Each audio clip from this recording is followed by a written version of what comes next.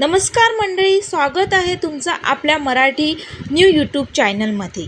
आज आपण ब्रह्मकमळ म्हणजेच एक पवित्र फुलाबद्दल काही विशेष माहिती जाणून घेणार आहोत। ब्रह्मकमळ हे आपल्या हिंदू धर्मात एक पवित्र फूल मानले जाते आणि हे फूल ब्रह्मदेव यांच्याशी संबंधित आहे। असे मानले जाते की या फुलाचा आपल्या मनावरती शांत प्रभाव पडतो। या फुलामुळे आपल्या घरामध्ये नकारात्मक ऊर्जा येत नाही आणि घरात सुख शांती येते। ब्रह्मकमळ हे जुलै ते सप्टेंबर या महिन्यात फुलाने बहरते। हे फूल मध्यरात्री फुलले जाते। आता आपल्याला पडलेला प्रश्न म्हणजे हे फूल रात्रीच का फुलते? तर जसे प्रत्येक झाडाला सूर्यकिरणाच्या प्रकाशाची गरज असते, तसेच या झाडाला चंद्राच्या प्रकाशाची गरज असते। ब्रह्मकमळ हे एक पवित्र झाड असूनच एक औषधी वनस्पती सुद्धा आहे। याचा उपयोग कॅन्सर सारख्या मोठ्या आजारावरती केला जातो।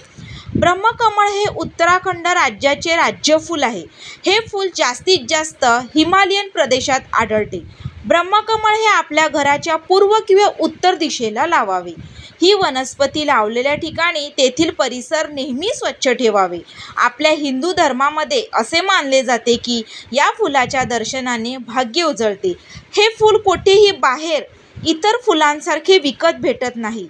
ब्रह्मकमळ हे भगवान शिवच्या पूजेत विशेषतः केदारनाथ, बद्रीनाथ आणि तुंगनाथ या पूजनीय मंदिरामध्ये वापरले जाते। असे मानले जाते की हे फूल भगवान शिवला अर्पण केल्याने आपल्या मनातील सर्व इच्छा पूर्ण होऊ शकतात। या फुलाचा सुगंध सुद्धा खूप छान येतो। याचा सुगंध घरभर पसरल्याने घरात शांतता राहते। या फुलाचा सुगंधासाठी आपल्याला वर्षभर वाट पाहावी लागते। असे म्हटले जाते की या फुलाला विकले जात नाही आणि विकत घेता सुद्धा येत नाही।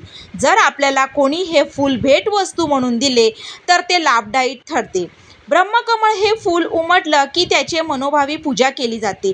तांदूळ, हळद, कुंकू, फुलं वाहून निरांजन लावली जाते। ज्याच्या घरात हे फूल उमलले जाते ती भाग्यशाली समजली जातात। भगवान ब्रह्मा आणि शिव यांचे आशीर्वाद त्यांच्यावर आहे असे समजले जाते। ब्रह्मकमळ हे फूल भाग्यशाली फूल असून खूप दुर्मिळ सुद्धा आहे। मग तुमच्या घरी पण ब्रह्मकमळ आहे की नाही हे नक्की सांगा आणि नसेल तर नक्की लावा। खूप फायदे असतात। व्हिडिओ आपल्याला आवडला तर कमेंट करून नक्की सांगा आणि चॅनलला लाईक, शेअर, सबस्क्राईब करायला विसरू नका।